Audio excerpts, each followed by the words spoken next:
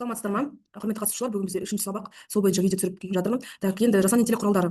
Бұл жерде әртүрлі тапсырмалар жасау, яғни тест тапсырмасы в основном болады бұл жерде. И сосын дополнительно қандай жаңағы жұмыс жасауға болады, соны қарастыратын боламыз. Яғни бүгін біз нені өтеміз? Соны қарастырып өтейік. QSIS барлығымыз білетін өте ыңғайлы платформалардың бірі. Бұл да бізде стандартный, который без жаңағы жасанды интеллектсіз, жасанды интеллект қосылған тоже жаңағы несі бар, артықшылығы бар, соны қарастыратын боламыз. Одан кейін экзаменка деген бұл жерде тест қарастырады, соны тесттің қанша түрімен қарастыруға болады, соны қарастырамыз. И сосын QSALIS деген бар. QSALISда не жасауға болады, қандай түрлері бар, соны қарастыратын боламыз. Енді бастайық. Сіздерде егер бұрыннан қолданатын болсаңыздар, қазір QSALIS бізде Playground деп аталады. QSIS is now Playground деп тұр, бірақ функциялары барлығы сол қалпында қалған, просто названиясы ғана өзгертілген. Енді сіздер кірген кезде осылай ссылка барлығы ютубтың описаниясында тұрады, сода сол арқылы кіріп жұмыс жасайтын боласыздар. Яғни кірген кезде мынаны перевод жасап алсаңыздар болады, мышканың оң жағын басып перевести на русский дейсіздер, күтесіздер кішкене. Мен бүйтіп английский русский деп басып кішкене күте тұрамын.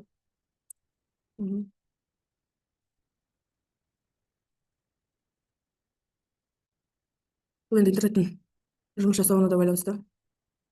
Күтейік. Оған дейін аударылғанға дейін қалай тіркелеміз? Екі жолы бар. Логин или регистрация сайын ап деп тұр. Егер Gmail-мен кіретін болсаңыздар, логин деп басасыздар. Содан кейін продолжить Google деп басасыздар. Мүлдем жұмыс жасамаған болсаңыздар, сосын мен өздеріңіздің аккаунттарыңызды таңдайсыздар, мен жасай бақ деген аккаунт таңдаймын. Так. И одан кейін осыға кіргеннен кейін сіздерден егер мүлдем жұмыс жасамаған болсаңыздар, сіздерден сұрайды, қай пәннен сабақ бересіз, таңдайсыз, қай класстар. Ол жерде бүкіл класстар таңдасаңыздар болады. Сосын қай пән дегенде әртүрлі предметтерді таңдасаңыз болады. Образование, жаңағы қазақ тілінен болса қазақ тіл, языки мира деген сияқты сондай нәрселерді таңдап барып продолжить етесіз. Продолжить еткеннен кейін сізден сұрайды, жаңағы қанша уақытта қолданып жүрсіз деп. Сосын енді бастадым деп сол сияқты нәрселерді белгілеп барып болғаннан кейін сіздерде осындай интерфейс шығады, жаңағы QSIS-дің. Содан кейін бұл жерде трендовые действия жұмыстар жазылып тұр, қандай нәрселер бар. И одан кейін мына жерде сол жақ бұрышта создавать, исследовать, уже мына жақ орысша кетіп тұр, көріп тұрсыз ма? Библиотека, отчеты, классы, специальные возможности, Playground и бұл жасанды интеллект арқылы жасалынатын бөлім. Бұл жерде исследовать та осы бізде тұрған жер, создавать ету, ол бізде жаңағы оценка, урок, интерактивный видео, отрывок, флеш-карта жасауға болады деген сөз. Яғни не жасауға болады? QSIS-ден осы жерде тұр. Бұл жерде тесттен басқа урок сондай жасауға болады. Енді сосын библиотекаларыңызда сіздің қолданған жаңағы тест заданияларыңыз тұрады. Қандай нәрсе қолдандыңыз, уақыты қашан, сосын мына жерден барлығын көресіздер, ранее использованный қай жерде. И одан кейін мына жерде отчеты, ол жерде отчеттарда не бойынша қанша процентке жауап берді, сол тест тапсырмасына қанша оқушы жауап берді, сосын домашний задание ретінде назначить етуге болады. Сонда жаңағы мүмкіндіктері өте көп. И одан кейін импортировать етуге болады, класстарға Google Classroom-ға импортировать етуге болады, и Google Microsoft Teams-ға. Сосын платный интеграциялар бар мына жерде, и болашақта қайсымен қосылады, сол тоже жазылып тұр. И одан кейін специальный возможностьтар, оның барлығын мына жерден қарап көрсеңіздер болады. И одан кейін Playground и жасанды интеллект құралымен не жасауға болады. Мына жерде бірнеше түрлері берілген, өте жақсы. Қазақ тілі осы жерде бар, өте жақсы жұмыстар жасап береді. Енді исследовать етіп біз бірінші басқа адамдардың жұмыстарын іздеп көрейік. Сабақта мен жаңа қазақ тілінің сын есім деген тақырыбын қолданған болдым. Мысалға менде сабақта айтайық, бір жаңа сабақ тексеруге немесе үй тапсырмасын тексеруге тест тапсырмасы дайын емес. Вот осындай жұмыстармен сол кезде осы жердің библиотекасымен қолдансаңыздар болады, яғни басқа адамдардың жұмыстарымен. Жаңағы исследовательға басып искать любую тему деген жерге жазасыздар. Мысалы, маған сан есім бойынша не керек? Тест тапсырмасы керек или материалдар керек дейік. Сан есім деп жазасыздар да, энтерді басасыздар или мынаны басасыздар. Значок тұр ғой, соны басасыздар. И бұл жерде ойлап жатыр, уже іздеп жатыр. И мына жерде көрдіңіздер ма, 1100-дей материалдар бар екен сан есім бойынша, яғни басқа адамдардың жұмыстары. Бұл жерде тест тапсырмалары, мына жерде класстар жазылып тұр, 5-ші, 6-шы деп. И мына жерде 10 сұрақ деп сұрақтар жазылып тұр. Мына жерде 30 сұрақтар берілген сан есім бойынша. И одан кейін әртүрлі презентациялар берілген нелер бойынша, жаңағы зат есім бойынша флеш-карталар берілген. Сол бойынша қарайсыздар, сан есім бойынша. Мысалға тест тапсырмасын қарайтын болсақ, мына оң жағын бірнешеуін сразу қарайтын болсаңыздар, мышканың оң жағын басасыздар да, открыть новую вкладка деп бірнеше адамның жұмысын қарап аласыздар. Сол кезде мынау ашылып жатыр. И сонымен қатар лессондарды, интерактив видеолар бар, міне көріп тұрғандарыңыздай, сондайларды тоже қарауға болады. Тоже мышканың оң жағын басып, новый вкладкаға ашып көрсеңіздер болады. И мына жерде мысалға сан есімдік тұр. Сіздерге егер осы тақырып бойынша сіз сол класста өтсеңіз, барлығы қамтылған болса, онда сіз еще дополнительно қосып или керек емес заттарды алғыларыңыз келсе, онда копировать, редактировать етіп басасыз. Сол кезде бұл жаңағы сізге редактировать етіледі. Удалить ететін нәрсені удалить етіп тастайсыз. Редактировать етіп қате кетіп қалса, кейде болады ғой тест тапсырмасын асылып жасайтын жаңағы мұғалімдер бір әттен қате кетіп қалса, редактировать етіп мына жерде өзгертеді. Сан есім дегеніміз не деген жерде қате кетіп қалса, мына жерде өшіріп ауыстырасыз деген сияқты. Сосын save question деп сохранять етесіз. И одан кейін мысалға бір сұраққа 30 секунд беріліп тұр, соны ауыстырып тастайсыз. Мысалы 10 секунд жетеді бір сұраққа десеңіздер, 10 секундты қоясыздар. Сосын мына жерде множественный выбор деп тұр. И одан кейін удалить еткілеріңіз келсе, оны удалить етіп тастайсыздар. Вот алдын тастап 9 сұрақ қалды деп тұр, 10 сұрақ болған. И одан кейін уақытын, балын барлығын қойсаңыздар болады. Сосын мынау біткеннен кейін сіз не істейсіз? Предварительно просмотр жасап алсаңыз болады, қалай көрінеді, дұрыс па? Үлкеннен қарағанда жаңағы қатесі барлығы анық көрінеді, солай предварительно просмотр жасап алсаңыздар болады, ол не тұр. И одан кейін біткеннен кейін публиковать деп басасыздар. Публиковать етіп басылғаннан кейін сіз сол жерде сабақ уақытында ойнағыңыз келсе, онда начать сейчас дейсіз. Егер балаларға үй тапсырмасы ретінде беретін болсаңыз, назначить деп басасыздар. Сосын назначить басқаннан кейін мына жерде уақыт, класс жаңа импортировать етеді ғой, солар тұр міне. Сосын мына жерде былай ссылка ретінде жіберетін болсаңыз, уақытын барлығын жасайсыз да. Мына жерде күндері көрсетіліп тұр. И одан кейін мысалға айтайық мына жерде изменить етіп басып маған 22 августта сағат 12-де время окончания тұр, крайний срок деп қоясыз. Сол кезде ол жаңағы доступ жабылып қалады. И сохранить, сосын назначить етесіздер. мен мына жерде тез көрсетіп жатырмын, потому что видео ұзақ болмау үшін. И сосын мынау сіздерде мынандай шығады. Енді балаларға қайсы ссылканы жібереміз деген сұрақ болады. QR код түрінде жіберсеңіз болады, немесе міне пригласите участников деп сіздерге бірнеше вариант беріп қойған. Егер ссылка ретінде болатын болса, копировать ссылку деп жібересіздер, немесе QR кодты мышканың оң жағын басып сохранить картинку деп жіберсеңіздер болады. Так, енді осымен бітті. Енді тағы бір несін қарайық. Мысалға, жаңағы екінші адамның, екінші бір басқа мұғалімнің, Фариза Мекебаева деп тұр, соның сан есім бойынша жаңағы тест тапсырмасы жасағаны бар. Тоже оны сұрақ қараймыз. Қарағаннан кейін тоже жаңағы настройкаларын жасаймыз. Осы ештеңе өзгертусіз маған ұнап тұрса, значит не істейміз? Начать сейчас деп сабақ кезінде өткізгіміз келсе, начать сейчас деп басамыз. И сосын сіздерде время начала деп тұр, бұл жағын бәрін қосылмай қойсаңыз болады. Сізде самый главный балалармен қандай режимде жұмыс жасаймыз, соны таңдап алу керек. Режим тестирования деген ол балалар каждый жаңағы асықпай жұмыс жасайды. Егер мұғалімнің темп бойынша мысалға сіз каждый сұрақты талдап балалармен ответін сұрап сөйтіп жасайтын болсаңыз, онда в темпе учителя деген бар. Сосын пик мастерства деген ол бізде жаңағы балалар өзі каждый сұраққа жауап беріп, кім бірінші жауап береді, сол таудың шыңына шығады. Сондай мына жерде доступный 6 режим бар, бумажный режим бар, бумажный шығарып берсеңіз болады. Командный режим бар. Командный режим өте жақсы. Егер мысалы 18-12 бала болса, сіздерде ол жаңағы автоматически командаларға бөліп тастайды. И командалармен жазады. Команда негізінде өте жақсы нәрсе. Сосын мысалы темп учителя болатын болса, таңдайсыз, сосын начать деп басасыз. Начать деп басқаннан кейін сізде мынандай 3 түрі шығады соединениенің. Егер WhatsApp арқылы жіберетін болсаңыз, осыны скопировать етіп WhatsApp-қа жібересіз. Одан кейін екіншісі балалар өзі QZ-дің сайты бар, QZ IT деген ойнайтын. Содан мына кодты енгізіп, одан кейін никнейм жазады. Екіншісі ол несі отправить код, ол жаңағы экранға, интерактивный доскаға осы QR код шығып қойсаңыздар, балалар өзінің сканерларымен сканировать етіп, атын жазып, мына жерде адамдардың өзінің тіркелген участниктері шығып тұрады. Қанша участник. Сол шыққаннан кейін ғана начать сейчас деп басасыз, потому что мына жерде егер қазір бассам невозможно деп тұр, ешқандай участник жоқ. Осылай жаңағы тест тапсырмасын алуға болады. Так, енді тағы қандай бар? Міне мынандай видео сабақтар бар екен, соны қолдансаңыздар болады. Также назначить етуге болады тапсырмасын, сразу начать етуге болады, иә. И одан кейін бұл бізде видео болса, мына жерде жаңағы сан есім туралы тағы да жаңағы презентация түрінде берілген, яғни сабақ түсіндіреді. Одан кейін соңында тест тапсырмасы алынады. Балалар бүкіл оқып болғаннан кейін өте жақсы оқып болғаннан кейін соңында тест тапсырмасы. Бұл басқа жаңағы Айгерім Тулыбаеваның жұмысы, яғни басқа да мұғалімдердің жұмысы. Қазақ тілді жаңағы материалдар өте көп бұл жерде. Енді келесі бізде не бойынша қарастырсақ, жасанды интеллект бойынша қарастырсақ, выground ай бар. Яғни бізде рабочий лист вопросов бар. Бұл жерде не болады? Тест тапсырмасын жасауға болады. Басасыз. Өзіңіздің жаңағы неден документ қойып, жаңағы текст болады ғой, сол бойынша тест тапсырмасын жасайтын болсаңыз, осы жерден қоясыз, жаңағы вопростарыңызды қоятын болсаңыз, қалай қою керек, солар жазылып тұр, құрастырып беру керек болса, Google формадан әкеліп бересіз, импортировать и электронный таблицадан импортировать лист деп тұр, сол бойынша жасап береді. Одан кейін просто названиясын жасайтын болсаңыз, ол кезде уже жаңағы атын жазып іздейтін боласыз. Так, енді бізде давайте мынаны көрейік. Создавать YouTube дегенде бұл жерде мысалға документ бойынша текст задание болып тұр. Мына жерде названиесін жазып викторина жасайсыз. Одан кейін веб жаңағы сайт бойынша бұл жерде қазір YouTube бойынша қарайтын боламыз. Мысалға қазақша жазып, мысалға мына видео бойынша балаларға сабақта видео көрсетесіздер де. Видео көрсеткеннен кейін ағартушы қазақтың жазба әдебиетінің умеете пользоваться чатом GPT, тогда вот работа, которая будет стабильно приносить больше. Содан кейін бұның ссылкасын копировать ете аласыздар. Яғни балалар бірінші видеоны көреді. Сол видео көргеннен кейін сол көрген видеосы бойынша тест тапсырмасын тапсыру керек болса, онда осы ссылканы қазақша осы жерге қоясыздар. И одан кейін предпочтение деген шығады. Бұл жерде міндетті түрде сіздерде тілі орысша деп тұр. Соны қазақша аудару керексіздер. Неге? Потому что орысша деп қойсаңыз, сіз қазақша видео берсеңіз де сұрақтарыңыз орысша шығатын болады. Сондықтан міндетті түрде қазақшаны таңдайсыздар, казахский дегенде. И содан кейін класс таңдайсыздар. Класс емес, сұрақты автоматически ретінде қойсаңыздар болады, немесе маған определенный 5 сұрақ немесе 8 сұрақ деп қойсаңыздар болады. Сосын класс мына жерде тоже өзіңіздің жаңағы направление бойынша қойсаңыздар болады. Мысалға образование, сосын класс 5 класс и даже мына жаңағы видеоның обрезкісін қысқартсаңыздар да болады. Сосын создать викторину деп басасыздар. И сол кезде бұл жерде сұрақтар құрастырылады. Бұны күтейік. Тағы қандай бізде мүмкіншіліктер бар? Көрейік қазір. Осындай өте жақсы мүмкіншіліктер бар. И қалай создавать етеміз? Мысалға мына жерде урок, оценка деп тұр ғой, тест тапсырмасын жасайтын болсақ. Басамыз. И сосын мына жерде жаңағы тоже мына жерде тұр. Помощью искусственного интеллекта создавать етуге болады. Или создать с нуля, или же жаңағы Google таблицадан, Google'дан, документтен импортировать етіп алса болады. 3 түрі берген, и создать с нуля болатын болса, онда осыны басасыздар. И сосын мына жерде таңдайсыздар. Қанша болады? Множество выбор, отрывок, заполнить пробелдарды жаңағы не жазған кезде мына жерде көрініп тұр, примерлары. И мына жерде міне мынандай сұрақ деп тұр, отрывок деген кезде осындай деп тұр. Өте үлкен жаңағы мүмкіншіліктер бар. Мынандайлар бізде уже платный версиясын найзағайдың сурет тұрған. Вопростар жасауға болады.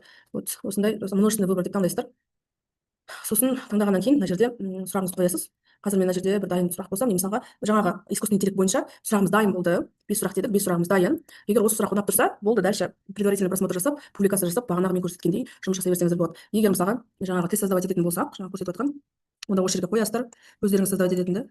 Примерно ала салайын мына жерден сіздерге, чтобы көрсету үшін қалай жасалынатынын.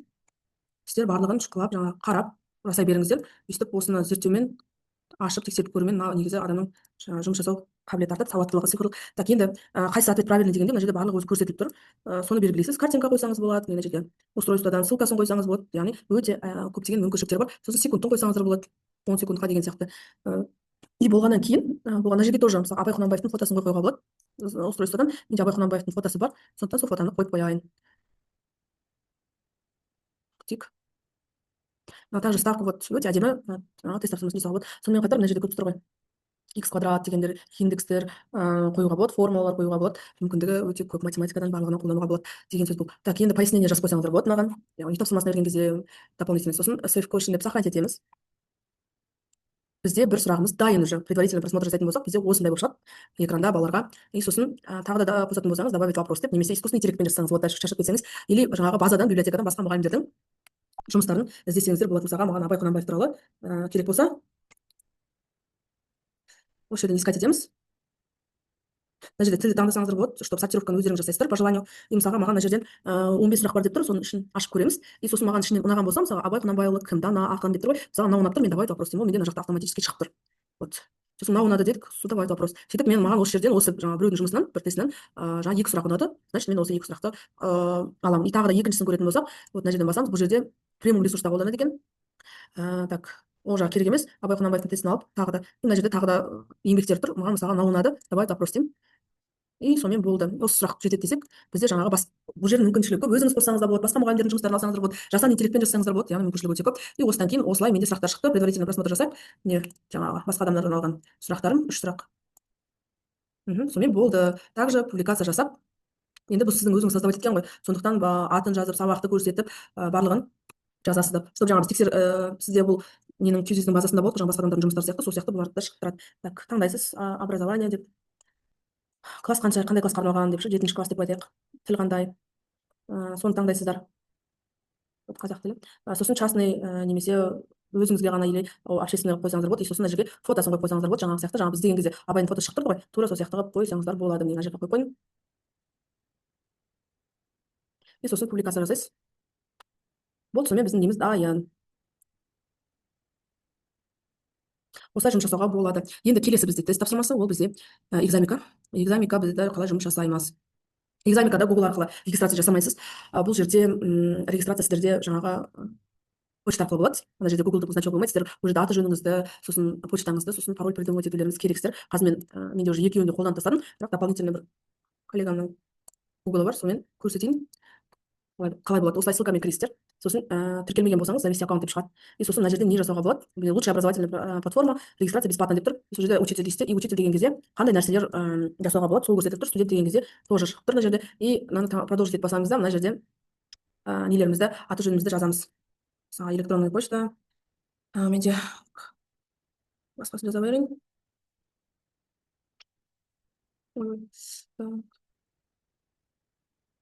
Өйстіп жазасыздар. Одан кейін пароль өздеріңіз свой пароль создавать етіп аласыздар.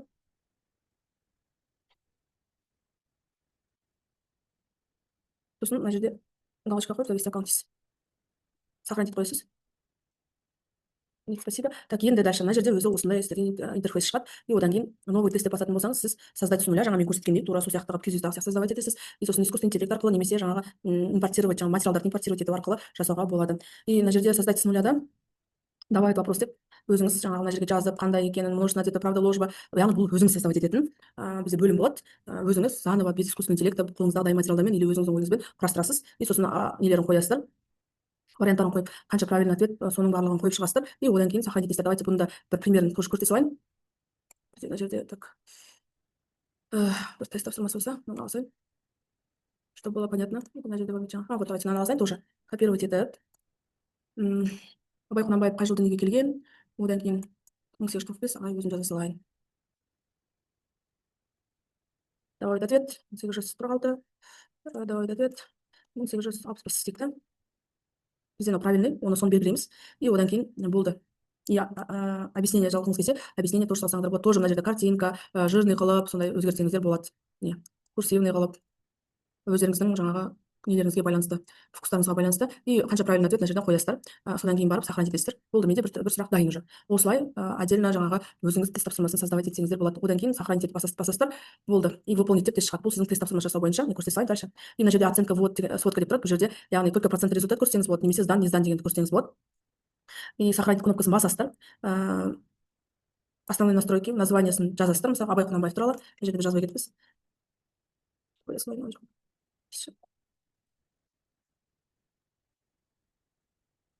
Так, папкада қай жерге сақтау керек деп тұр, сол осы жерде бола берсін. И сохранить етесіз, болды. И одан кейін бұны балалардан алу үшін сіздерде онлайн сессия, жаңағы егер балаларға жіберетін болсаңыз, осы жерде тұрады барлығы. Егер ссылкасын сұрап жатса, сол жерден алатын боласыздар. Енді балалардан алу үшін выполнить тест дегенді басасыз. Сол кезде сізде екі вариант бар, бумажный вариант бар и онлайн вариант бар. Онлайн вариант жаңағы электронный, бумажный варианттың үстіне басатын болсаңыз, сіздерге қай вариантта жібересіз деп тұр, ответпен ба или просто тестті ма или карточка түрінде ма дейді. Тест түрінде жібереміз, без ответа, скачать етесіз. Бұл сізде PDF түрінде пайда болады. Ашқан кезде осындай сізде сұрақ болады. Жаңа біз жазған. И одан кейін балаларға жіберсеңіздер, распечатать етсеңіздер болады. Екінші түрі ол онлайн түрі. Онлайн түрінде мына жерде уақытын барлығын қойсаңыздар болады. Мысалы 11:45-те басталады деп солай жасаңыздар болады. И одан кейін керек емес болса мынаның галочкасын алып тастайсыздар. Уақыты қанша уақыт екенін қойсаңыздар болады. Лимит бойынша қанша для каждого класса, минут бойынша болатын болса, и сағат бойынша осылай жасайтын боласыздар. И сосын антишит система деген бар. Покидание теста деп тұр. Включать свои действия, такие как переключение вклады браузера, выход из полноэкранного режима деп тұр. Содан шығып кетсе, бұл жаңағы тестті жауып тастайды. Сондай нәрселерді қосасыздар. Осындай нәрсе бар деп. Ол бізде премиум класста жасалынады. Жаңағы универлерге сондай нәрселерге қолданған кезде. Енді сохранить етеміз. Болды, барлығы бізге ұнап тұрса, сохранить етеміз. Сохранить еткен кезде сіздерде мына жерде ссылка пайда болады. Сол ссылканы оқушыларыңызға бересіздер, копировать етіп, WhatsApp арқылы жібересіздер. И одан кейін олардың жұмыс жасап жатқан барлығы живое наблюдение осы жерде шығып тұрады. Қазір оны пример ретінде алдындағы жұмыстардан көрсете салайын. Так, экзаменка бойынша. Так, менде мына жерде болды. Вот.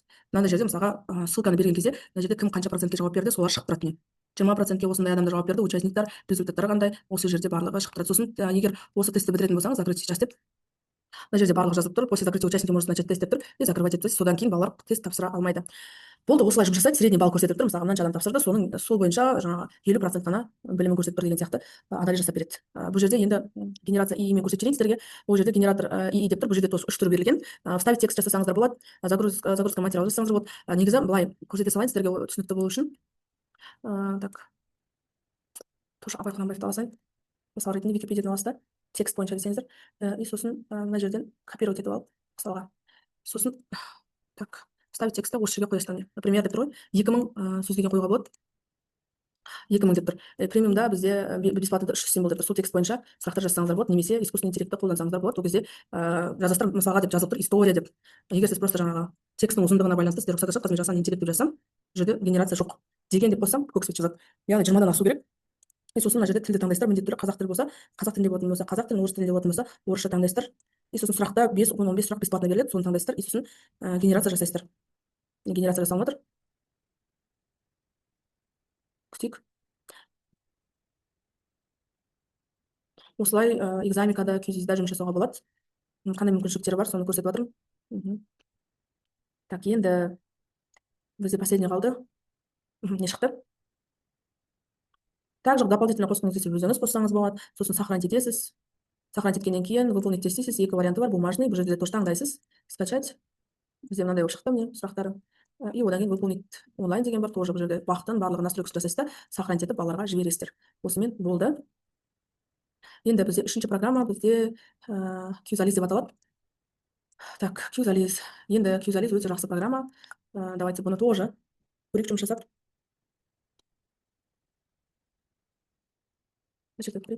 Так, енді Qzaliz бойынша тоже орысша аударуға болады. Вход для учителя нажмите, если екеуін баса берсеңіздер болады. Басып тіркелесіздер, мысалы ана жерде I am a teacher деп тұр, сосын ана жерде таңдайсыздар, қай тіл екенін тоже ауыстырып алсаңыздар болады. Не, ана жерде шығып тұр, қай тілде қай сабақтан бересіздер. Соны таңдап алсаңыздар болады, не язык бойынша, қай не бойынша бересіздер. Сосын давайте больше предметов, тағы да мысалға инженерный дела деген сияқты, робототехника, дизайн технология, электроника, сосын давайте больше предметов, тағы да математика деген сияқты, осылай өздеріңізге керекті предметтерді қосасыздар. Другой деген информатика деп қоссаңыз болады, мысалы информатика деп. Вот. И осы болғаннан кейін продолжить етіп басасыз, и сізде осындай шығады автоматически. Енді найти ресурста тұр, мына бізде I am a teacher in Kazakhstan деп. Сол жерде бастауыш мектеп тіпті, орта мектеп деп тұр, 5, 7, 8, 9 сынып. И одан кейін X бастап жоғары мектеп, кәсіптік лицей, колледж, бакалавриат, магистратура деп тұр. Мысалы орта мектеп таңдаймыз, сынып 7-ші сынып дейміз. Сосын мына жерде сабақтар тұр, физика, биология, Қазақстан тарихы, информатика деген сияқты. Мысалы Қазақстан тарихын таңдайтын болсақ, Қазақстан хандығының құрылуын таңдаймыз. егер сіз создавать искусственный интеллект арқылы создавать ететін болсаңыз, бұл жерде қазір бір несі бар, оны айтамын. Орысша создавать етіп береді тестті. Саған мынау керек болатын болса, или ақорда саясат құрылымы керек болса, осыны басасыз, сізге сұрақтар жасап береді. Міне, шығып жатыр. Өте әдемі болып шыққан. И одан кейін мына жерде қараңыздар, өте жақсы варианттармен жасап береді. Бірнеше мынандай түрі бар, мынандай түрі бар. Осылай санатқа сұрыптайсыз, сортировка жасайсыз. Мынандай қылып әртүрлі қылып береді. Сіз оны ұлы сұрыптауыңыз керек. Не. Енді бұны қандай түрде алуға болады? Егер сіз балаларға распечатка түрінде жасап беретін болсаңыз, принтті басасыздар, сол кезде сізде осындай шығады. Қазір күте тұрайық. Не. Осындай шығады. Сорда сондай заданияларды өте жақсы жазуға болады. Не. Улыс деген осылай беріп тұр, соны улыс деп жазу керек. Вот, өте жақсы. Мына жерден басып, стрелкадан басып жоғалтамыз. И сосын мына жерде шрифт алуға таңдасаңыз болады. Не шрифт өзгеріп тұр, қанша шрифт, мысалы 14 үлкен әріппен, сосын принт деп PDF ретінде сақтап алсаңыз болады, немесе принтер болса, принтеріңізді таңдап, содан кейін печать етсеңіз болады, немесе сохранить PDF деп PDF түрінде сохранить етіп, басқа біреулермен бөлісеңіздер деп болады. Осы сохранить дейсіз, PDF-ті сақтайсыз, и сізде ол PDF түрінде сақталады. Оны загрузканың ішінен көреміз. Жаңа қайда сақтап едім, так. Так. Не, ақорданың құрылымы және саясат деп тұр. Не.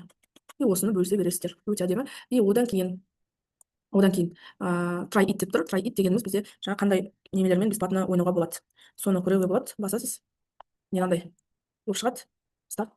И сосын басасыз. Қате болса қате. И сосын балалар мына жерде қате жауап берсеңіз, сондай баскетболный допты ақтала алмайсыз. Сондай нелері бар. Одан кейін Майнкрафт бойынша бар. Нелері балаларға өте қызық мына несі. Осы функцияларды таңдасаңыз болады. Или же gift to class деген бар, соны таңдайсыздар. Так, енді бұл жерде барлығымызда осылай шыққан. Иә. Енді бұны қалай жасаймыз? Выберите which для какого класса или группы предназначены деп тұр. Енді бұл жерде қалай істейміз бұны? Ол үшін preview and edit деп басасыздар. Пейджға кіресіздер. И сол кезде сіздерде былай шығады. Мына жерде класты қосуға болады. И одан кейін мына жерде бөлісуге болады, редактировать етуге болады. Сосын play as student деп тұр. Сол арқылы жасаңыздар болады. Gift to class.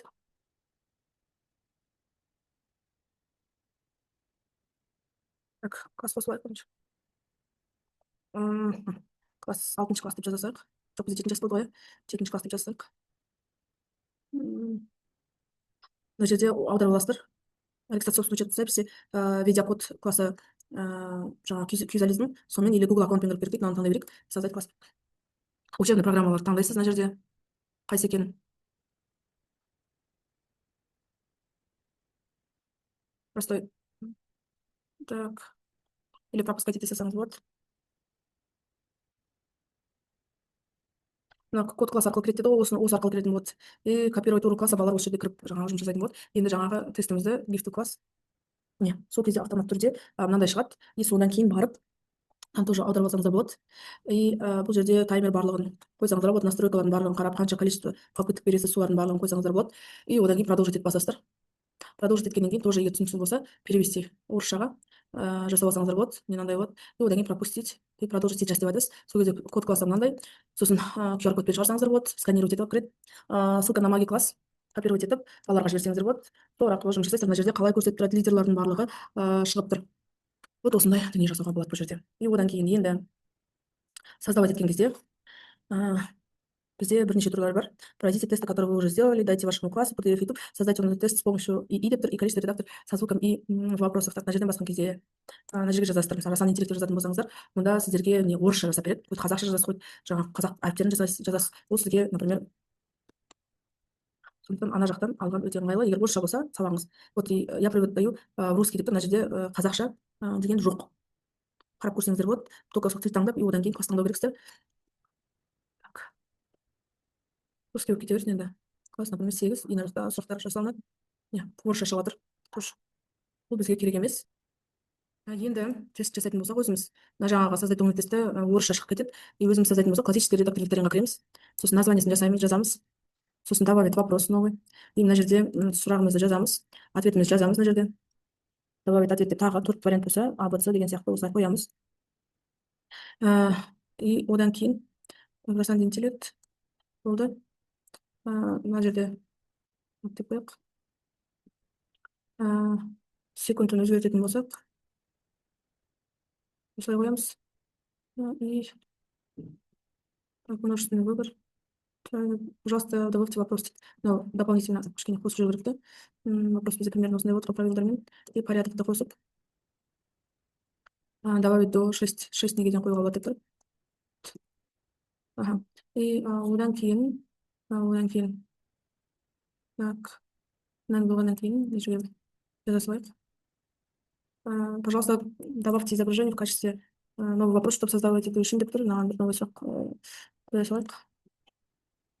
Тек на интернетке байланысты одан кейін жасағаннан кейін добавить новый вопрос деп шығады. Егер шықпаса, былай жазсаңыздар болады, сохранить деп. Сохранен. Хорошо. И мынаның ішіне кіресіздер. Кейде жаңағы артынан уже қосқан кезде шығады. Кейде осылай жаңағы артынан question'дар шықпай қояды. Енді мына жерде қосу үшін please complete question before деп тұр, чтобы новый не жасау үшін ішіне кіреміз. И мына жерде сұрақ дұрыс алынбай қалған, толтырылмай қалған деген. Содан кейін барып не question қосылады. Дополнительно солай. Яғни бұл жерде жаңағы интернетке байланысты сбой болып қалса, түсіп қалады орнынан, сондай нәрселер бар. Бірінші сұрағымыз тұр міне, екінші сұрағымыз тура осылай қылып жасаймыз. Сосын сохранить етіп, поделиться етеміз. Болды, сонымен бүгінгі 3 құралды осылай қолдануға болады. Рахмет, сау болыңыздар.